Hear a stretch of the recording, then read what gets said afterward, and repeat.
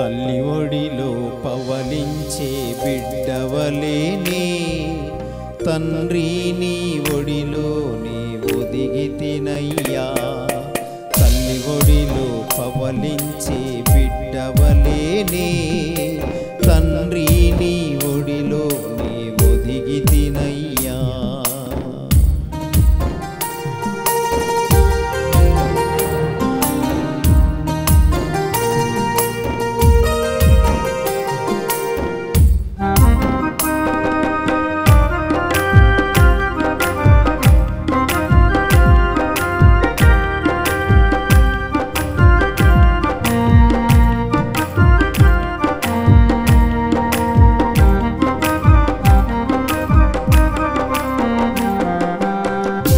ఉపకారం స్మరించి స్తుతి స్తోత్రము తెలిపెదను, నే స్తుతి స్తోత్రము తెలిపెదను. చేయి విడువని నా యేసయ్యా, చేయి విడువని నా యేసయ్యా. కల్వరి నాయకుడా, నా కల్వరి నాయకుడా.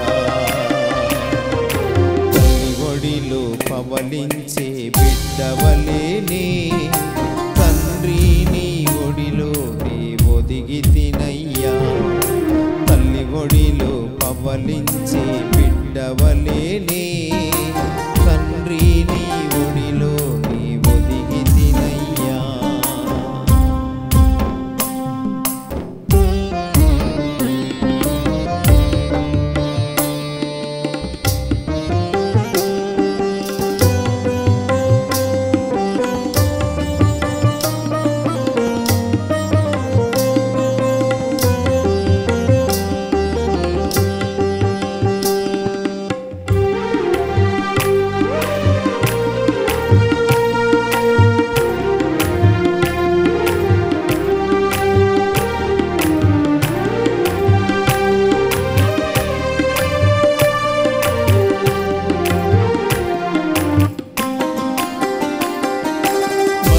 కాపరి జీవ కాపరి, మంచి కాపరి నా జీవ కాపరి. హృదయ పాలకుడా, నా హృదయ పాలకుడా. ఆహారమై వచ్చితివా, ఆహారమై వచ్చితివా. ఆత్మతో కలసితివా, నా ఆత్మతో కలసితివా. తల్లి ఒడిలో పవలించే బిడ్డవలేనే తండ్రి నీ ఒడిలోనే ఒదిగితినయ్యా.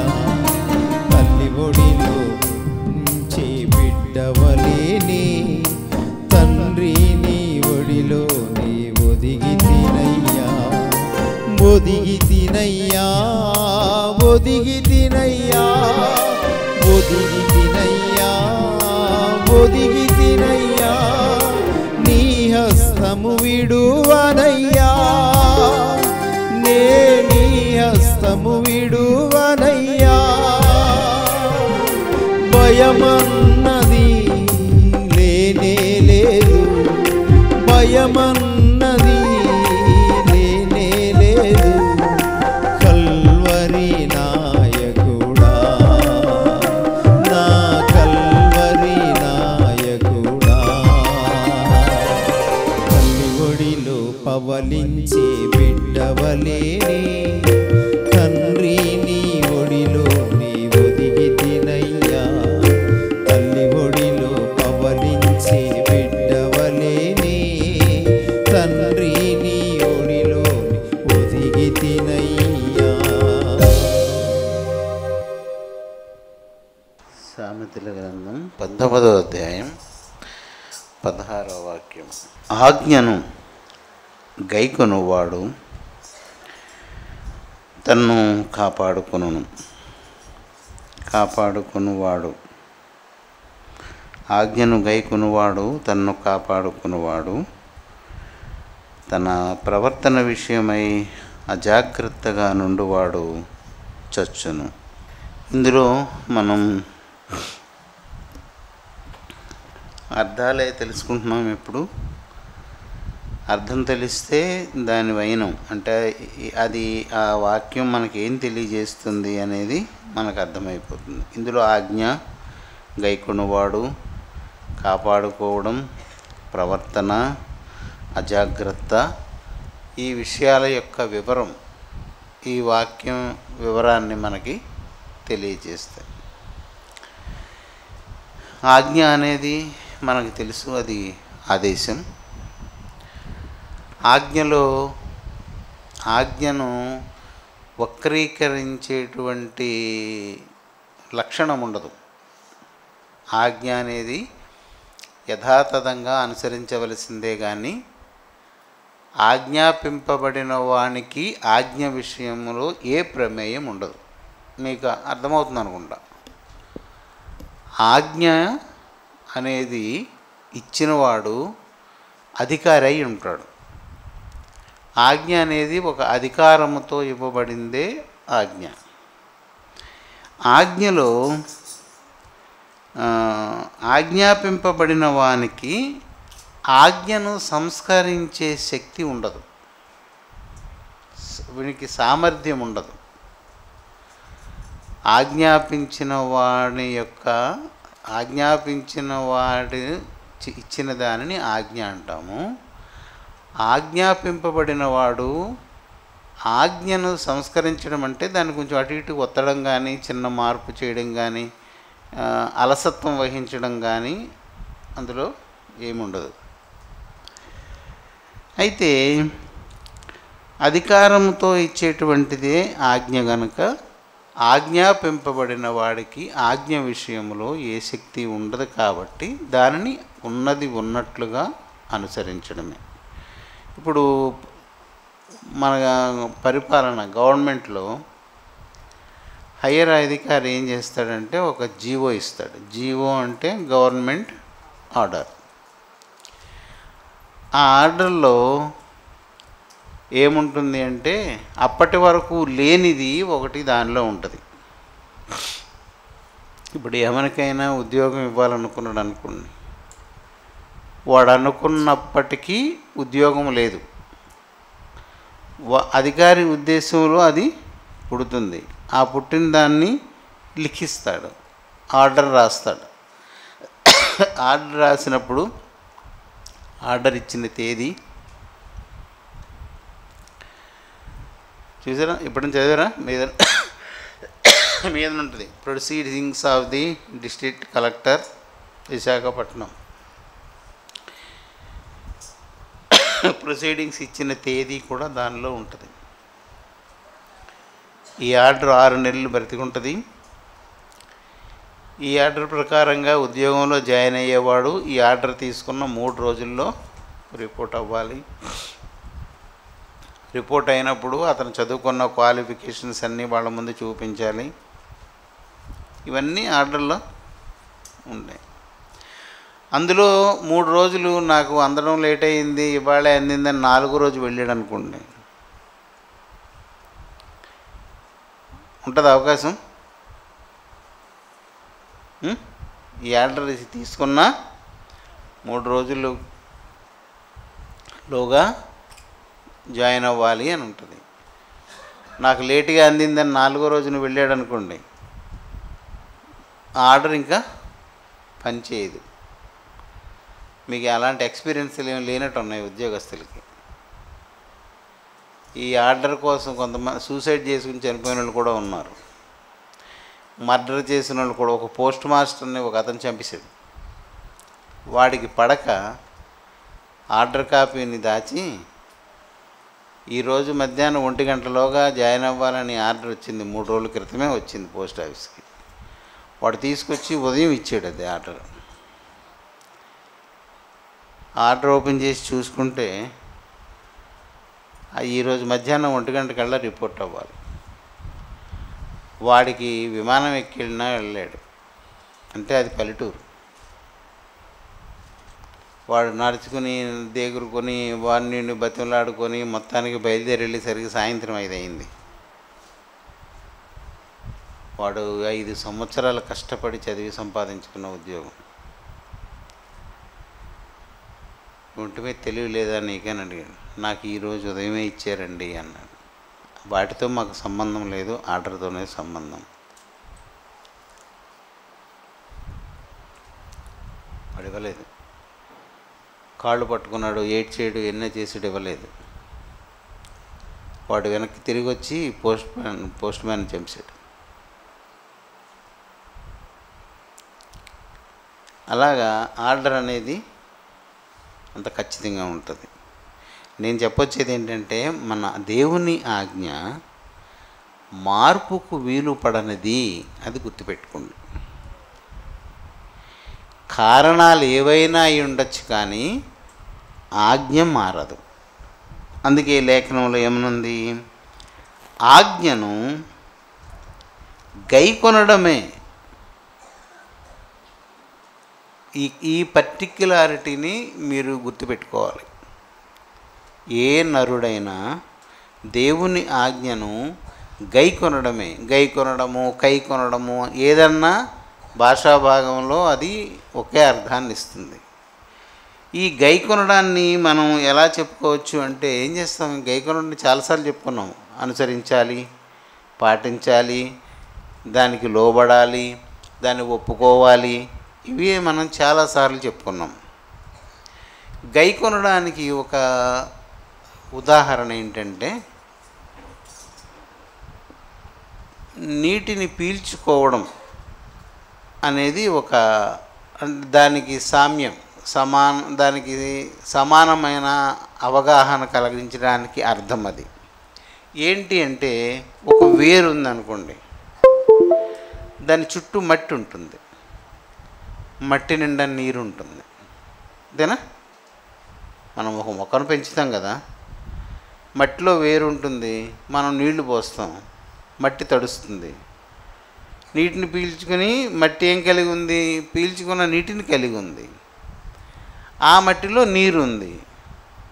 ఇప్పుడు ఆ వేరుతో నీటిని గైకొను అని చెప్పినప్పుడు ఆ వేరు ఏం చేయాలి, నీటిని పీల్చుకోవాలి, అబ్జార్బ్ చేసుకోవాలి. తీసుకోకపోతే ఏమవుతుంది, అడుగుని రాసింది కదా చచ్చును. అది గైకొనడం అంటే. ఆజ్ఞను గైకొనడం అంటే దానిని నీవు దాన్ని ఏమంటాం, టు టేక్ ఇన్, లోపలికి దాన్ని నువ్వు తీసుకోవాలి. ఈ ఆజ్ఞను గైకొనడం అనేది ఏం చేస్తుందని ఉంది, తనను అంటే ఎవడు దానిని గైకొంటాడో వానిని, ఎవడు దాన్ని గైకొంటాడో వానిని ఏం చేస్తుంది, వాడు అక్కడ రాసింది. అది సామెతలు అనేవి చిన్న విషయాలు కాదు. మీకు నేను చెప్పినట్టు గుర్తు, మొదటి అధ్యాయం ఒకసారి తీయండి. సామెతలు చదివేవాళ్ళు, కీర్తనలు చదివేవాళ్ళు మొదటి కీర్తన, మొదటి సామెత చదువుతుండాలి ఎప్పుడు. మనం సునాయాసంగా అలా వెళ్ళిపోవడం మంచిది కాదు. అవగాహనతో చదవడం వేరు, కొన్నిసార్లు కలిగిన అవగాహన కూడా మరచిపోయే అవకాశం ఉంటుంది. చూడండి, దావీదు కుమారుడును ఇశ్రాయేలు రాజునైన సొలొమోను సామెతలు 2:3 చదువుతాం, చాలా ఎక్కువ వద్దు. జ్ఞానమును ఉపదేశమును అభ్యసించుటకును. మీరు నోట్ చేసుకున్నప్పుడు అలా ఏది అభ్యాసము అంటే మనం చాలాసార్లు చెప్పుకున్నాం, అలవాటు చేసుకోవడాన్ని అభ్యాసం చేయడం అంటాం. సైకిల్ అభ్యాసం చేయడం అంటే అలవాటు అవ్వడం, టైప్ మిషన్ మీద అభ్యాసం చేయడం అంటే టైప్ని అలవాటు చేసుకోవడం. అది మనకి కళ్ళు మూసుకున్న ఇప్పుడు ఎక్కాలు ఎలా ఉంటాయి, మనకి 9 3 ఎంత అంటే ఎంత, 18 ఎక్కడుందా 27? అభ్యాసం వలన 27 నీ లోపల ఉంది. కాబట్టి ఎవడైనా సరే, ఎలాంటి వాడైనా 3 9 ఎంతన్నా 9 3 ఎంతన్నా ఆ అభ్యాసం చేసేవి గనక ఆ అభ్యసన ఫలము నిన్ను ఇంక వదలదు. అది జీవితంలో నువ్వు మత్తుగా ఉన్నా, గీరగా ఉన్నా, సొమ్మసిల్లిపోయి ఉన్నప్పుడైనా, పరాగ్గా ఉన్నప్పుడైనా, ఎప్పుడు అడిగినా ఆ 2 7 అంకెలే ఆ సంఖ్య నీ దగ్గరికి వస్తుంది అంతే. అది అభ్యాసం వలన లాభం. ఇప్పుడు చూడండి, జ్ఞానమును ఉపదేశమును అభ్యసించుటకును వివేక సల్లాపములను గ్రహించుటకును. సల్లాపము అంటే ఇద్దరు మాట్లాడుకునే సంభాషణ. వివేక సల్లాపము అంటే, వివేకము అంటే ఏంటి? ఆత్మ సంబంధమైనదేది, దేహ సంబంధమైనదేది. దేహాత్మో భేద వివేక అని వివేకము అని చెప్తారు. దేహము ఆత్మకు సంబంధించినది ఏదో తెలుసుకోవడం వివేకం. ఏదైనా ఒక అవకాశం వచ్చిందనుకోండి, ఇది నా శరీరానికి సంబంధిస్తుందా, ఇది శరీరానికి మంచి చేస్తుందా, ఆత్మకు మంచి చేస్తుందా? అన్యాయమైంది ఏదైనా చేయాలని అబద్ధమాడో లేదా మోసం చేసో సంపాదించే అవకాశం వచ్చిందనుకోండి, ఇది నా దేహానికి ఉపయోగపడుతుంది కానీ కొంతకాలానికి నా దేహం పోతుంది, నా ఆత్మకు మాత్రం ఇది నష్టం చేస్తుంది అనే వివేకము కలిగిన వాడు చెడు చేయడు. సామెతలు ఎందుకు రాయబడ్డాయో మనకి ఇక్కడ ఉంటాయి.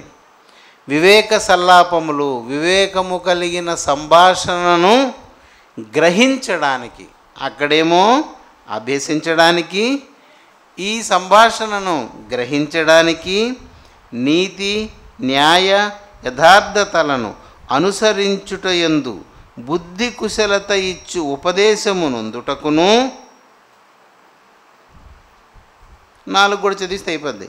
జ్ఞానము లేని వారికి బుద్ధి కలిగించుటకును, యవనులకు తెలివియు వివేచనయు పుట్టించుటకును తగిన సామెతలు. ఈ సామెతలు రాయించిన దేవుని యొక్క ఉద్దేశం ఇక్కడ మనకి ఇచ్చి అప్పుడు సామెతలు సొలొమోను రాశాడు. కనుక ఈ వాక్యంలో మనం చూసుకునేది ఏంటి అంటే, ఆజ్ఞను గైకొనడం, దానిని లోపలికి తీసుకోవాలి, పీల్చుకోవాలి. అలా చేస్తే తనను కాపాడుకుంటాడు. ఇక్కడే మనకు తెలిసిపోద్ది, ఎవడు ఆజ్ఞను తెలుసుకుంటాడో, ఎవడు ఆజ్ఞను కంఠస్థ పెడతాడో, ఎవడు ఆజ్ఞను వింటాడో వాడు పనికిరాడు. ఇందులో ఎవడు పనికి వస్తాడు? ఆజ్ఞను గైకొనువాడు వేరొకరిని కాపాడలేడు, ఎవరికి అది ఉపకరించదు, నీకే. తన్ను అనే మాటను విడదీస్తే తనను కాపాడుకునేవాడు. ఎవడైతే ఆజ్ఞను గైకుంటాడో వాడెవడికో మేలు చేసేసినవాడు, ఎవరికో త్యాగం చేసేసినవాడు కాదు, వాడు బ్రతుకుతాడు అంతే. ఆజ్ఞను గైకొనువాడు తనను కాపాడుకునేవాడు. తనను కాపాడుకోవాలి అనుకున్నవాడు ఆజ్ఞను కాపాడుకోవడం అంటే ఏంటి? కాపాడుకొను గాయము కానీ, హాని కానీ, లేదా ఒక నష్టం కానీ, అంటే కాపాడుకోవడం అంటే చెడు చేసే వాటి నుండి తప్పించుకోవడం కాపాడుకోవడం. కాపాడుకోవడం అంటే తెలుసు, మనకి తెలుసు, మనల్ని మనం కాపాడుకుంటాం. కాపాడుకోవడం అనేది ప్రతి మనిషిలో ఇన్బిల్ట్ క్యారెక్టర్. అది అంటే పుట్టుకతోనే మనతోనే వస్తుంది ఆ లక్షణం. ఎవడైనా రాయిలా ఇసిరితే ఏం చేస్తాం? ఇలా పెడతాం. మరి మిగిలిందంతానో పర్వాలేదు. ఎవరు చెప్తారు అది? ఏ తల్లైనా ఏ కొడుకైనా ఎప్పుడైనా నాయన ఎవడన్నా నీ మీద రాయి ఇసిరితే బుర్రకు చేతులు ఎట్టుకే ఈ పాడికి అప్పచెప్పి అని చెప్తుందా? చెప్పదు. నిన్ను కాపాడుకోవడానికి దేవుడే నీ నిర్మాణములోనే ఆ లక్షణాన్ని పెట్టాడు. అది పుట్టుకతో వచ్చిన గుణం. అది తల కప్పేసుకుంటాం అంతే. ఎవడన్నా ఇంత కర్రతో కొట్టడానికి వచ్చినా ఏం చేస్తాం? చేతులు పెడతాం. ఆ దెబ్బ ఎక్కడ తగులుతుంది? కొడితే చెయ్యి ఎముక ఇరిగిపోతుంది. అయినా ఒప్పుకుంటావు, దీన్ని మాత్రం తగల నువ్వు. ఎవరు చెప్పారు అది నీకు? ఇది శరీరంలో భాగం కాదా చెయ్యి? ఒకళ్ళు ఇంకా తప్పకుండా కొడితే వెనక్కి తిరిగిపోయి వీపాప చెప్పేసి చెతగొట్టించుకోమంటావు, కానీ తల మాత్రం ఇవ్వనివ్వదు. మనసు ఒప్పుకోదు. కాపాడుకోవడం ఇది మేము పిల్లలకి చెప్తాం సహజంగా. ఇది కనుక కాపాడుకోవడం అనేది నష్టము నుండి తప్పించుకోవడానికి, నాశనము నుండి తప్పించుకోవడానికి, కీడు నుండి తప్పించుకోవడానికి చేసే ప్రయత్నం కాపాడుకోవడం. జ్ఞానము గైకొనుట, తనను తాను కాపాడుకొనుట. అంటే జ్ఞానమును గైకొనకపోతే వచ్చే నష్టాన్ని తప్పించుకోవడానికి జ్ఞానాన్ని గైకొనాలి. అది చాలాసేపు చెప్పుకోవచ్చు. అది ఆ మీద మాటని, ఆ మొదటి పాదాన్ని. జ్ఞానమును గైకొనువాడు తన్ను కాపాడుకున్నవాడు. కాపాడుకుంటున్నాను, కాపాడుకోవాలి నన్ను అనుకున్నవాడు దేవుని ఆజ్ఞను లోపలికి తీసుకోవాలి. మనం ఇన్ని సంవత్సరాలు అవుతున్న కొలది మనం పరిశుద్ధతలో లేదా దేవుని జ్ఞానములో వృద్ధి పొందాలి. ఎక్కడ వాళ్ళు అక్కడ స్ట్రక్ అయిపోకూడదు. ఇంకా చాలు అనుకోకూడదు. చాలు అనుకున్నామంటే మిగిలింది నీకు లేదు అని అర్థం.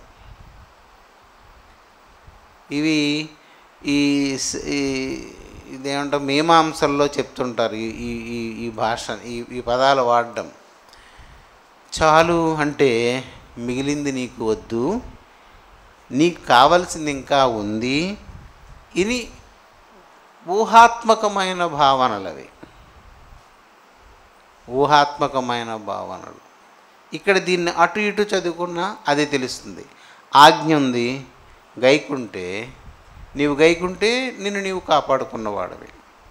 నిన్ను నీవు కాపాడుకోవాలి అంటే నీవు ఆజ్ఞను గైకొనాలి. అంటే నీవు ఇప్పుడు ఎక్కడున్నావు? ప్రమాదములో ఉన్నావు. సామెతలు సాధారణమైన విషయాలు కాదు.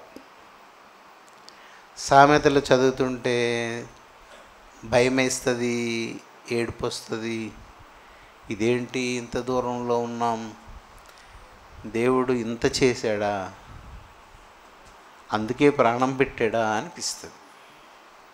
ఉత్తునే మనిషి రక్షణ అనేది అసామాన్యమైనది, అది ఊహకు అందనిది.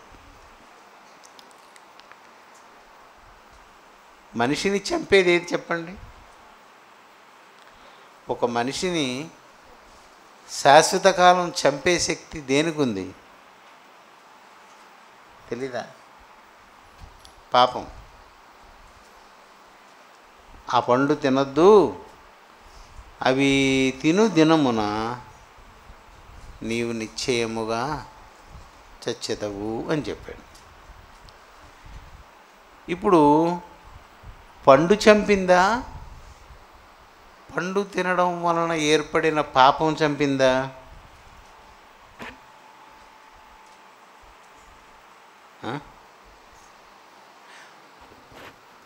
పండు తిన్న వెంటనే చచ్చిపోవాలి. అసలు అది అవ్వ చెట్టు దగ్గర నుంచి ఇంటికి వెళ్ళకూడదు, చావాలి.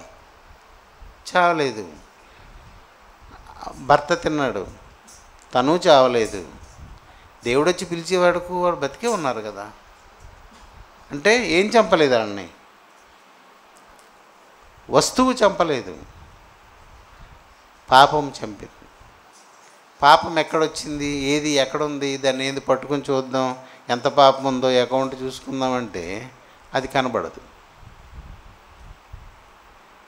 మన ప్రార్థనలో ఈ ఒక్క విషయం ఉంటే ఎంతకాలం ప్రార్థన చేసుకున్నా తీరదు. అది ఏదైనా ఆజ్ఞ అనే దేవుని మాటను నీవు తప్పిన నాడు పాపము అనేది తయారైపోయింది. అక్కడ ఆజ్ఞను మీరిన వెంటనే పాపము అనేది తయారైపోయింది. అది నీకు తెలియదు. ఆ పాపము నిన్ను జుత్తట్టుకొని పాతాళానికి పట్టుకొని పోతుంది. దానికి అది దేవుడు చెప్పింది. నీ పాపము నిన్ను చంపును, పాపము వలన వచ్చే జీతము మరణము. నిన్ను చంపేది పాపమే.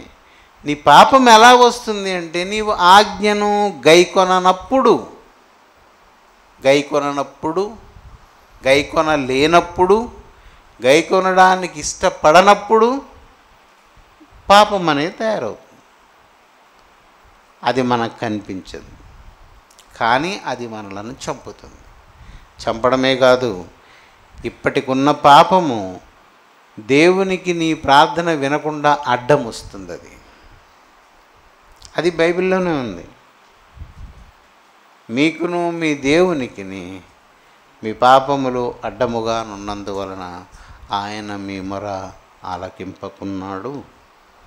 దానికి ఎంత సమర్థత ఉంది అంటే, నువ్వు కన్నీరు పెట్టి ఘోరంగా మొరపెడుతున్నా ఆ శబ్దాన్ని దేవునికి వినబడకుండా చేసే శక్తి పాపానికి ఉంది.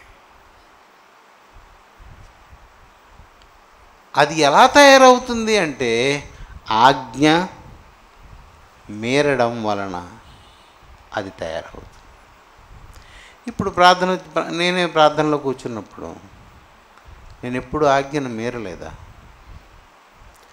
నేను మీరిన ప్రతిసారి పాపము అనేది ఒకటి తయారవ్వలేదా? మరి ఆ పాపమంతా ఎలాగా, ఏం చేయాలి దాన్ని? అది నా ప్రార్థన ఎంత చేసినా దేవుని దగ్గరికి వెళ్ళకుండా ఆపుతుంది, అడ్డగిస్తుంది, వినబడనివ్వదు. నా కాలం అయిపోతే అది నన్ను చంపి నరకానికి తీసుకొని పోయే శక్తి అంతా దాని చేతిలో ఉంటుంది. మరి నేనేం చేయాలి?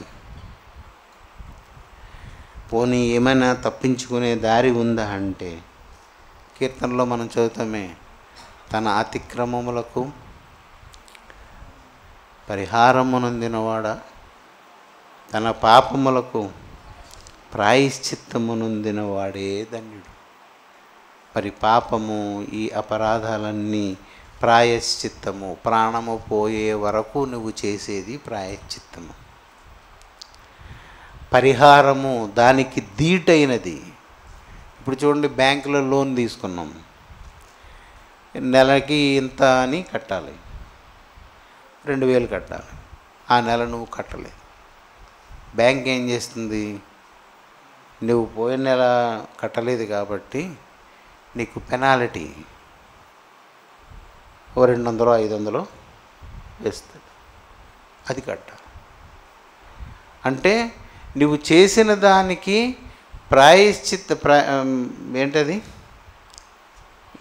పరిహారము చెల్లించేటప్పుడు, పెనాల్టీ కట్టేటప్పుడు ఎక్కువ చెల్లించాలి దానికి. నువ్వు చేసిన దానికన్నా నువ్వు 100 దొంగతనం చేస్తే దానికి 120 వేయాలి. ఆ బెంగ అది ఎరిగినవాడు ఆ జక్కయ్య, నేను ఎవనెవని యొద్ద న్యాయముగా తీసుకుంటును, పెనాల్టీ పే చేస్తున్నాడు. చేసిన నేరం పోవాలి అంటే ఆ డబ్బు ఇస్తే సరిపోదు. ఒరే అబ్బాయి, నేను రక్షణ లేదు, యేసు ప్రభు నా దగ్గరికి రానప్పుడు నీ దగ్గర నేను 1,00,000 రూపాయలు తీసుకున్నానయ్యా మోసం చేసి, నీ 1,00,000 నువ్వు తీసుకోరని ఇస్తాడు, పొంగిపోతాడు. కానీ దేవుని దృష్టికి అది సరిపోతుంది. పెనాల్టీ వేయాలి, అపరాధ రుసుము, అపరాధము చేసినందుకు శిక్షగా ఎక్స్ట్రా కట్టాలి. మరి ఇవన్నీ తలంచుకోకుండా, అందుకే పరిశుద్ధుల ప్రార్థన అంటే పరిశుద్ధపడడానికి అపేక్ష కలిగే వాని ప్రార్థన దేవునికి ఇంపుగా ఉంటుంది.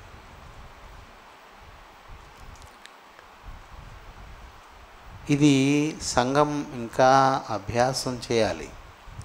మీరు తయారవ్వాలి. అల్పమైన విషయాల మీద దృష్టి పెట్టి చిరాకు మాటలు ఆడుకుంటూ మీకు కలిగిన అభిషేకాన్ని, మీకు కలిగిన దేవుని యొక్క కృపను మీకు మీరే కత్తిరించేసుకుంటున్నారు. కనుక ఈ లేఖనాన్ని మీరు బాగా వంట పట్టించుకోండి, ప్రార్థనలో కూర్చోండి. మనము ఊహించినది, మనకు తెలియనిది అసలు ఇది. ఈ నిర్మాణం మనకు తెలియదు. బైబిల్లో మరి ఆ భక్తుడు ఎంత దేవుని దగ్గర తన హృదయాన్ని కృంభరించుకున్నాడో ఏమో కానీ, ఆయన ఏమన్నాడంటే, కన్నులను కలుగజేసిన వాడు కానకుండునా. ఆఫ్టర్ ఆల్ ఒకడెవడో పెట్టిన ఒక టీవీ ఛానల్ రిలే చేసేదే ప్రపంచాన్ని అంతా ఆక్రమించి ఉంటే, ఈ సృష్టిని చేసిన వాని యొక్క దృష్టి. అందుకేమనుంది బైబిల్లో, నీ తల వెంట్రుకలన్నీ లెక్కింపబడి ఉన్నవి. ఎక్కడైనా మనము దేవుని సన్నిధిని ఉన్నది అని గమనించాలి. నేను చేస్తున్నది చిన్నదో పెద్దదో ఆయన కన్నులకు మరుగు మాత్రము కాదు. అంతమట్టికే లోకం యొక్క జ్ఞానం. కానీ దేవుడు ఎంత ముందంటే అంతరంగములో, నీ మనస్సులో, నీ హృదయములో ఆలోచన పుట్టక ముందే దానిని గ్రహించడం కాదు, పూర్తిగా గ్రహించుచున్నావు. పదాలు ఆ వరవడి రాయబడిన తీరు, అది మనం తెలుసుకుని మనం ప్రార్థన చేసుకోవాలి. కనుక జ్ఞానమును నేర్చుకోవడం కాదు, గైకొనాలి. జ్ఞానాభ్యాసము అభ్యాసము అంటే నేర్చుకోవడం. అది నీ వంట పట్టాలి. 3వ ఎక్కం నువ్వు నేర్చుకున్నావు, దాన్ని నువ్వు అభ్యసించావు, అది నీ వంట పట్టేసింది. నువ్వు ఏ వేళన అడిగినా దానిని అలా పలుకుతావు, అలాగే చేస్తావు. ఎవడైనా సరే 3 వంకాయలు 3 వాటాలు పెట్టి, బాబు ఆ 12 వంకాయలు ఒట్టుకుపో ఎంతకంతకి ఇచ్చంటే, అదేంటి 3 వంకాయలు 9 కదా 12 అంటదేంటి ఇది అని నీ బుర్ర పనిచేస్తుంది. గైకొన్నావు కనుక వివరం తెలుస్తుంది. అక్కడికి పెద్ద పెద్ద వాళ్ళందరూ వచ్చి, ఒరే అబ్బాయి ఆవిడ చెప్తుంది కదా ఆ 12 వంకాయలు పట్టుకుపో అంటే అలా చూస్తాడు. వీడు చేయడు ఆ పని, 12 అని అంగీకరించడు. ఎందుకని 3 3 9 అని వాడు గైకొన్నాడు కనుక వాడు యాక్సెప్ట్ చేయడు. దేవుని ఆజ్ఞను గనక మనము గైకొంటే నన్ను నేను కాపాడుకున్నట్టే. దేని నుంచి కాపాడుకున్నాం? మరణము నుండి నీ ప్రాణాన్ని కాపాడుకున్నాం. కాపాడుకోవడం అనే సహజమైన పదానికి కష్టము నుండి, వ్యాధి నుండి, గౌరవం నుండి, మర్యాద, నిన్ను నువ్వు కాపాడుకోవడం. అక్కడికి వెళ్ళామనుకో వాళ్ళందరూ నన్ను ఒరే అంటారు, అక్కడికి వెళ్ళండి. ఏం చేసావు? నీ గౌరవాన్ని నువ్వు కాపాడుకున్నావు. నేను ఈ చోట్లోకి వెళ్తే నన్ను అవమానిస్తారు అంటే వేరొకళ్ళ చేత నువ్వు పని చేయించుకుంటావు. నువ్వేమయ్యావు? నీ మర్యాదను నువ్వు కాపాడుకున్నావు, నీ రోగం నుండి నువ్వు కాపాడుకున్నావు. ఇప్పుడు మూతికి గుడ్డ కట్టుకోమని వచ్చింది కరోనా వచ్చినప్పుడు, అది నువ్వు కాపాడుకోవడానికే. వచ్చే గుడ్డ కట్టుకుంటే పోలేదు, చండాలంగా ఉందని తీస్తే ఏమవుతావు? కాపాడుకోవడం. అదే ఈ లేఖనంలో దేవుడు రాసి ఇచ్చాడు. ఆజ్ఞను గైకొనువాడు తనను కాపాడుకొనువాడు, ఆజ్ఞను గైకొననివాడు కాపాడుకోనివాడు. కాపాడుకోనివాడు ఏమవుతాడు? నశించిపోతాడు. నీవు నశించిపోకుండా ఉండాలి అంటే ఖచ్చితంగా ఆజ్ఞను గైకొని తీరాలి. 2వ పాదం, తన ప్రవర్తన విషయమై అజాగ్రత్తగా నుండువాడు చచ్చును. ప్రవర్తన, వర్తనము, ప్రవర్తనము అనేది ఇది భాషాపదం. ప్రవర్తన అంటే నడక కాదు, నడత. నడత అంటే వృత్తిని కనబరచడం. వృత్తి అంటే కుమ్మర వృత్తి అలాంటిది కాదు, మానసిక స్థితిని కనబరచడాన్ని ప్రవృత్తి, ప్రవర్తన అని అంటాం. ఈ ప్రవర్తన మీద రెండు విషయాలు ప్రభావం చూపిస్తాయి. ఏంటవి అంటే బాహ్యమైనటువంటి ప్రేరణలు, లోపల మనసులో ఉండే ప్రేరణలు. అంతర్గత ప్రేరణలు, బాహ్య ప్రేరణలు అని రెండు ఉంటాయి. ఇప్పుడు నేను శాంతమూర్తిని, అమాయకుడిని, మంచివాడిని. ఎవడైనా నా ఎదుటిగుండా అస్తమారు నన్ను తిడుతున్నాడు అనుకోండి, మొదటిసారి తిట్టినప్పుడు నా శాంత స్వభావంతో ఫోన్లే తిట్టుకొనిద్దో అనుకున్నాను. మళ్ళీ రెండోసారి ఇంకొక మాట అన్నాడు, మూడోసారి ఒక మాట అన్నాడు, నాలుగోసారి అంటున్నాడు. ఇలా తిడుతుంటే నా మంచితనము ఏమవుతుందంటే అది పోతుంది. ఏమొస్తుంది దాని స్థానంలో? చిరాకు వస్తుంది, తర్వాత కోపం వస్తుంది, తర్వాత నేర ప్రవృత్తి బయటికి వస్తుంది. దాన్ని నడత అంటాం. దాన్ని నడత అంటాం. నేను అప్పుడు ప్రవర్తించిన ప్రవర్తన నాకు కూడా అసహ్యం వేస్తుంది. తర్వాత అలా చేయకుండా ఉంటే బాగుండు, అలా అనకుండా ఉంటే బాగుండు అనిపిస్తుంది. కానీ దానిని నడత అని అంటాం. అంటే బాహ్య అంతరంగ ప్రేరణల వలన నేను ప్రదర్శించే తీరు ప్రదర్శించడం, ఎదుటివారికి కనబడేలాగా ప్రదర్శిస్తానే దానిని ప్రవర్తన అంటాం. ఇక్కడ లేఖనంలో ఏమంటున్నాడు? తన ప్రవర్తన విషయమై, అంటే ఆ పరిస్థితులలో వాడి ప్రవర్తన మారిపోతుంది కాబట్టి స్థిర ప్రవర్తన కలిగిన వాడు కాడు. ఎవడైనా సంతోషంగా ఉన్నప్పుడు ఒకలాగా, నిరాశలో ఉన్నప్పుడు ఒకలాగా, విచారంలో ఉన్నప్పుడు ఒకలాగా ఉంటే నీ ప్రవర్తన ఇది అని చెప్పలేం. నిర్వచనం ఉండదు. నిర్వచనం లేని గుణమే అసలు మంచిది కాదు. మనస్తత్వ శాస్త్రంలో ఏముంటుందంటే, నేనంటే నాకు ఒక నిర్వచనం ఉండాలి, నీవంటే నీకు ఒక నిర్వచనం ఉండాలి. ఏ ఎంటగా గొడుగు పట్టేసేవాడు, ఎవడి దగ్గర ఆడగా ఊకొట్టేసేవాడు, ఎవడో చెప్పిన మాటలు నమ్మేసి ఇంకొకలాగా అనుకునేవాడు, వీళ్ళు ప్రవర్తన కలిగిన వాళ్ళు కారు. స్థిర ప్రవర్తన కాదు, వీళ్ళు స్థిరులు కాదు. ఇప్పుడు నా మీద ఒక అభిప్రాయం ఉంటుంది, ఎవడో వచ్చి ఓహో నీకు అలా కనపడ్డా, బాగానే మేనేజ్ చేస్తున్నాడు అనడం. మా ఊర్లో ఉన్నప్పుడు ఇలా ఉండేవాడు కాదు అనగానే నీ మనసు నా విషయంలో మార్చేసుకుంటావు. అంటే నా గురించి నీకు కలిగిన అభిప్రాయాన్ని నువ్వు చెరిపేసుకుంటావు. అది కరెక్టే, కానీ నీ వైపు నుండి చూస్తే నీవు స్థిర మనస్సు కలిగిన మనిషివి కాదు. మారుతూ ఉంటుంది, పరిస్థితిని బట్టి నీ మనసు మారుతూ ఉంటుంది, నీ ప్రవర్తన మారుతుంది. అప్పుడు నువ్వు నన్ను మంచివాడు అనుకుంటావో చెడ్డవాడు అనుకుంటావో తెలియదు. ఇంకా ఎందుకని, అప్పటి వరకు మంచివాడిని, వీళ్ళెవరో వచ్చి నా గురించి చెడు చెప్పగానే నేను చెడ్డవాడిని.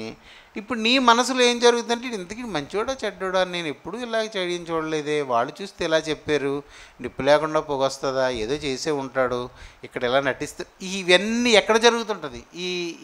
ఈ ట్యాంపరింగ్ అంత ఎక్కడ ఉంటుంది? దీనివలన నీ మనసు చెడిపోతుంది, నీ అంతరంగం గజిబిజిగా ఉంటుంది. నీవెవరివి అని అడిగితే ఏమో, అదే తత్వశాస్త్రం చెప్తుంది. అప్పుడు నన్ను ఎవరైనా ప్రశ్నించి నీవెవరివి అని నన్ను అడిగితే నేను ఏమో తెలియదు. ఒకసారి నీతిగా ఉంటావు, ఒకసారి అవినీతిగా ఉంటావు, ఒకసారి పవిత్రంగా ఉంటావు, ఒకసారి అపవిత్రం అవుతావు. ఈ రెండు లేని సమయంలో నీ ఒంటరిగా ఉన్నప్పుడు ఈ రెండు ఆలోచనలు నీకు వస్తాయి. నేను అలా చేసినప్పుడు ఇక్కడ ఎలా చేశాను ఏంటో అనుకున్నప్పుడు నేనెవరిని, దానిని శాస్త్రంలో ప్రత్యేగాత్మ అంటారు. అంటే తనను తాను తెలుసుకున్నవాడు ప్రత్యేగాత్మ. తెలియదు, నేను ఎవరిని అంటే తెలియదు. నేను పరిశుద్ధుడనా అపవిత్రుడనా తెలియదు. అంటే పరిస్థితి నా మీద ప్రభావం చూపిస్తుంది. పరిస్థితికి నేను లోపడుతున్నాను. ఈ గైకొను వాడు ఆజ్ఞకొక్కదానికే లోబడతాడు, ఇక దేనిని లక్ష్య పెట్టాడు. అప్పుడు ఏం జరుగుతుంది అంటే నిన్ను గూర్చి నీ వలన ఆశించిన వాళ్ళందరూ నిన్ను చీ అంటారు. అందరూ చీ అంటారు. ఎందుకని? నీ ఒక్కదానికే లొంగున్నావు. ఇంక దేనికి నువ్వు వీడొక్కడే భక్తుడు, ఇదొక్కరితే అమ్మో ఇలాగలా మాట్లాడదు, ఇలాగంట దేవుడు దానికే చెప్పాడు ఇంకెవడికి చెప్పలేదు, ఇలాగంటే అందరూ నీకేమవుతారు? చెదిరిపోతారు. అందుకే యేసుప్రభు అన్నాడు, నేను భూమి మీద అగ్ని వేయవచ్చు. తన తండ్రికి నీ కుమారుడికి నీ కూతురికి తల్లికి మధ్యలో నేను భేదం పుట్టింపవచ్చు. నువ్వెప్పుడైతే ఆజ్ఞను గైకొంటావో నీ మీద ఒకలాంటి అభిప్రాయం పొందిన వాళ్ళందరూ నీ నుండి చెదిరిపోతారు. కానీ నీవు ఏం చేస్తావు? కాపాడుకుంటావు. అప్పుడు అవ్వ కావాలి బువ్వ కావాలి అంటే అవ్వదు. కుండలో ఉన్న అన్నం అంతా అందులోనే ఉండాలి, కొడుకు గుమ్మడికాయలాగా ఉండాలంటే ఎలాగవుతుంది? అవ్వదు. ఆ కుండలో దాడి తింటేనే ఆడు గుమ్మడికాయలాగా ఉంటాడు. గిన్నె అన్న ఖాళీ అవ్వాలి, ఇది ఖాళీ అయితేనే కానీ వాళ్ళు ఆవుగా ఉండడు. గిన్నెలోది పోకూడదంటే ఆడు డొక్కు అయిపోతాడు. ఒకటి వదులుకోవాలి. జ్ఞానాభ్యాసం చాలా గొప్పది. అది దేవుడు కాదనలేని స్థితిని నీకు ఇస్తుంది.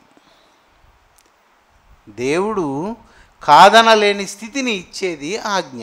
అంటే నేను కొంచెం తర్వాత చెప్దాం అనుకున్నాను ఈ వాక్యం, కానీ మరి ఇదే మాటికి రావడం వలన నేను ఈ మాట చెప్తున్నాను. ఆజ్ఞను గైకొన్న వాడిని దేవుడు కాదనలేడు. అవును అని ఎలా అంటాడంటే ఎదురొచ్చి మన కన్నీటి బాష్పాలు తుడిచి, బళ నమ్మకమైన దాసుడా అని నిన్ను స్వీకరించేలాగా చేసేది ఈ ఆజ్ఞ. ఈ ఆజ్ఞకున్న పటుత్వం చాలా గొప్పది.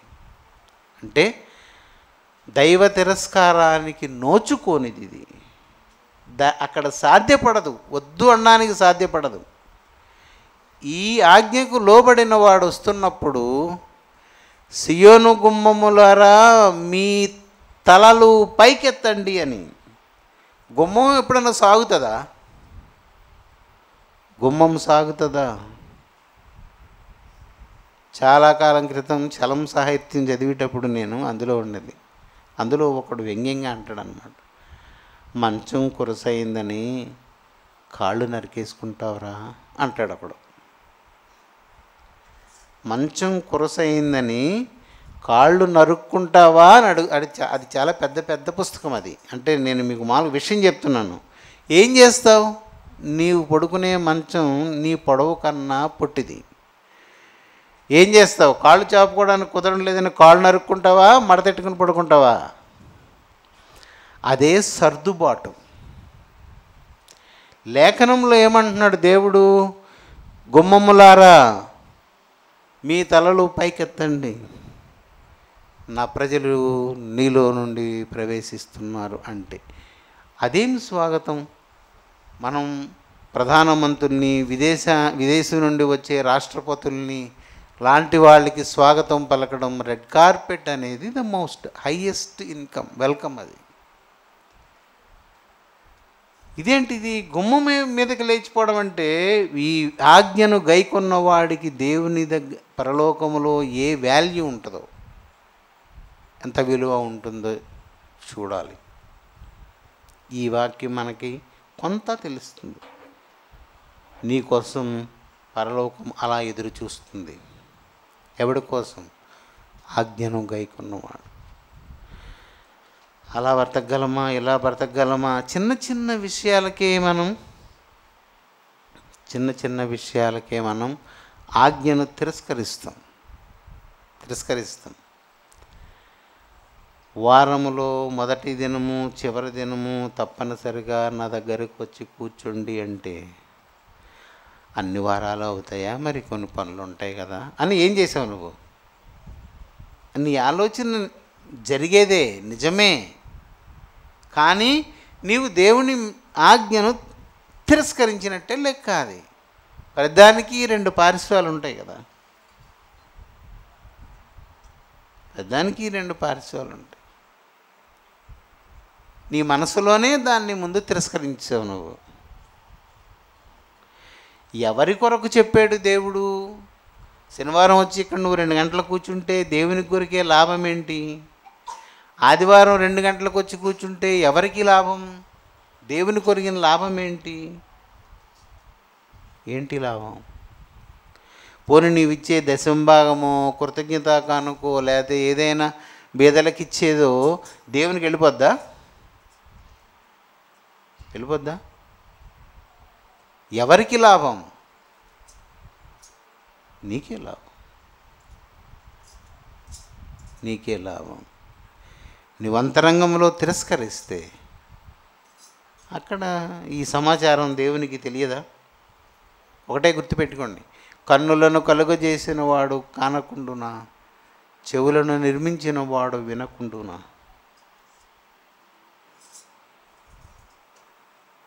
అంతరంగమును హృదయమును పరిశోధించువాడు ఎరగకుండా ఉంటాడా?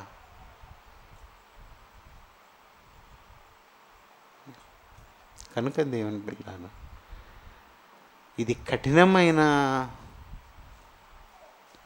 మార్గము, ప్రయాణమే కానీ దేవుని కృప కొరకు వేడుకున్న వానికి ఇది బహుసునాయాసం.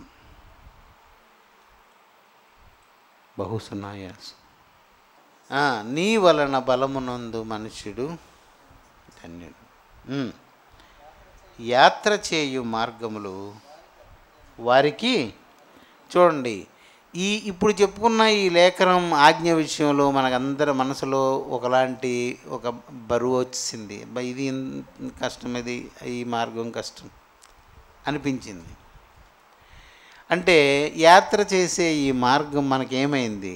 కఠినతరమైంది. కానీ అక్కడ ఏం రాయించాడంటే దేవుడు వారికి అతి ప్రియము అంటేనే ఇష్టం కన్నా గొప్పది. ప్రియము అంటే ప్రీతి, కావాలని కోరిక పుట్టించేది ప్రీతి.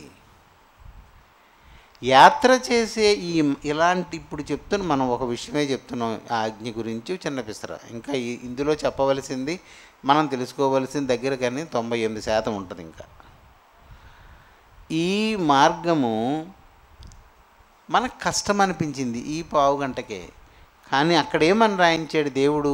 అతి ప్రియము. అతి అనే ఒక విశేషణాన్ని జోడించి, ఎంత అంటే అతి ఎంతో, అది అంత ఇష్టం, అంత ప్రీతి ఈ మార్గంలో వెళ్ళడం. ఎవరికి?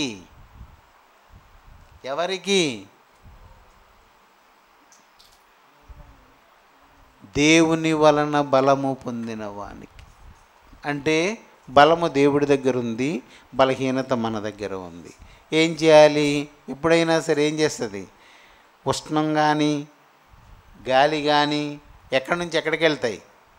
గాలి ఇటు నుంచి వీస్తుందంటే అర్థం ఏంటి?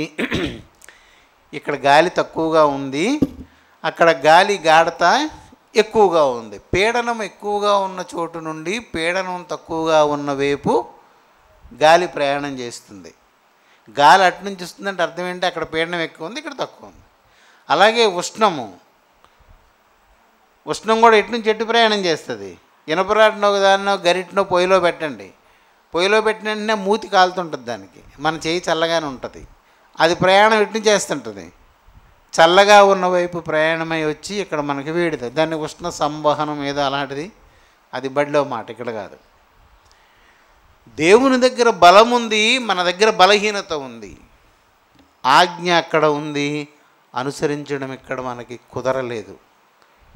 అప్పుడు ఏం చేయాలి? యేసు ప్రభు చెప్పిన మాటే, అడుగుడి. నువ్వు గైకొంటే ఇవన్నీ చేస్తావు. నువ్వు ముందే దీన్ని తిరస్కరిస్తే ఇంకెప్పుడు చేస్తావు? ఎప్పుడు చేస్తావు?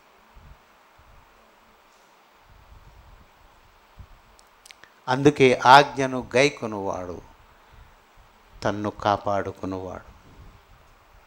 గైకొనడమే ప్రధానం. ఎవడైనా, ప్రవక్త అయినా, అపోస్తలుడైనా,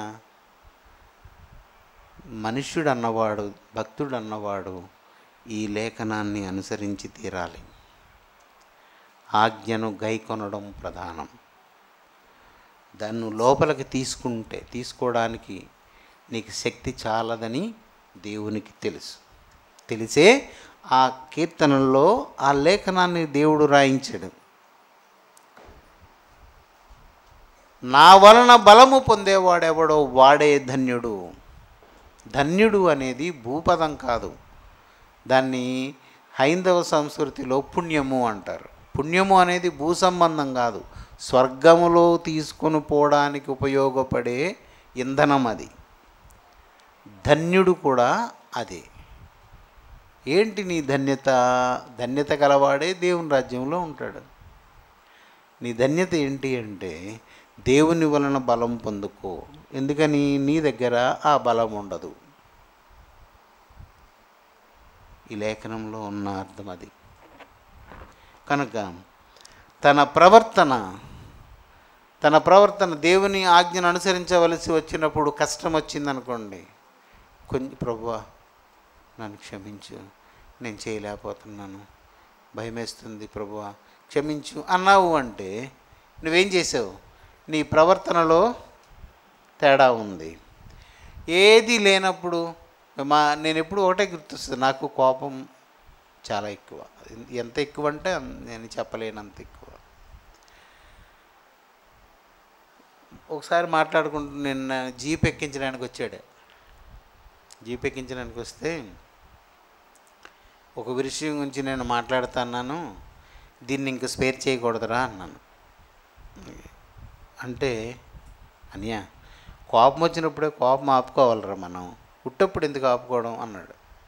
అంతట్లో జీప్ కదిలిపోయింది, నేను గమ్మున ఎక్కేసి వెళ్ళిపోయాను. వెళ్ళాను కానీ ఈరోజు వరకు నాకు ఆ మాట నేను మర్చిపోలేను.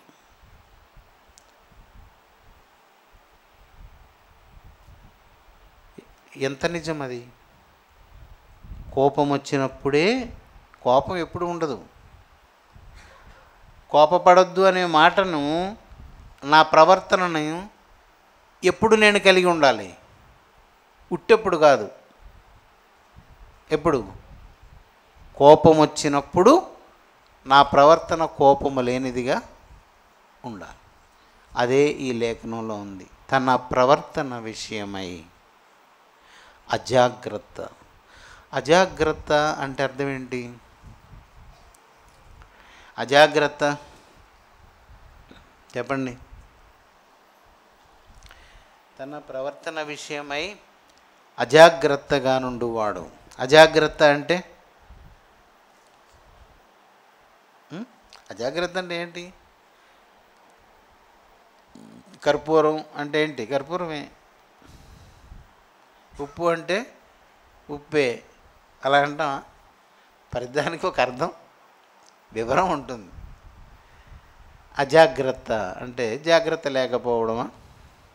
అంతే, ఇంకేం చెప్తాం ఎవరైనా. ఆ అనేది అది నెగిటివ్ మీనింగే. మరి ఏంటది అజాగ్రత్త? అజాగ్రత్త అనేది ఒక క్రియ. జాగ్రత్త కూడా ఒక క్రియాపదం. అది పని లక్షణం. చేస్తేనే అది జాగ్రత్త, వహిస్తేనే జాగ్రత్త. జాగ్రత్త అనేది ఒక క్రియాపదం, అవస్థ. జాగ్రత్త అనేది ఒక అవస్థ. అవస్థ అనేది క్రియ. నువ్వు చేస్తూ ఉండాలి. జాగ్రత్తగా మెలకుగా ఉండాలి అంటే నువ్వు మంచినీళ్ళన్నా పెట్టుకొని ముఖం మీద జల్లుకుంటూ ఉండాలి. నిద్ర వస్తే లేచి కూర్చొని గుంజీళ్ళన్నా చేయాలి, కొంచెం అటు ఇటన్నా తిరగాలి. నిద్రపోకూడదు. అవస్థ. ఆ అవస్థను కాపాడుకోవడానికి అవస్థ పడాలి. అలాగ అవస్థ పడలేకపోవడాన్ని అజాగ్రత్త అంటాం. పాలు మన పొయ్యి మీద పెట్టి చూస్తూ ఉండరా అని చెప్పి ఎవరైనా వెళ్ళిపోయారనుకో, నువ్వు చూస్తూ ఉంటావు. ఇంకా పొంగలేదు కదా అని చెప్పి నువ్వు ఎవరైనా పిలిస్తే ఇటు తిరిగి మాట్లాడుతుంటావు. ఆ ఇటు తిరగడం అనేది అజాగ్రత్త. ఒకసారి బయటికి వెళ్ళి వచ్చేద్దాం అప్పుడే పొంగదు అనుకోవడం అజాగ్రత్త. అంటే మీకు తేలికగా చెప్తున్నాను, అసలు చాలా భారమైన అర్థం అజాగ్రత్తలో ఉంది. జాగరూకతను విస్మరించడం అజాగరూకత అనేది శాస్త్ర లైన్. అది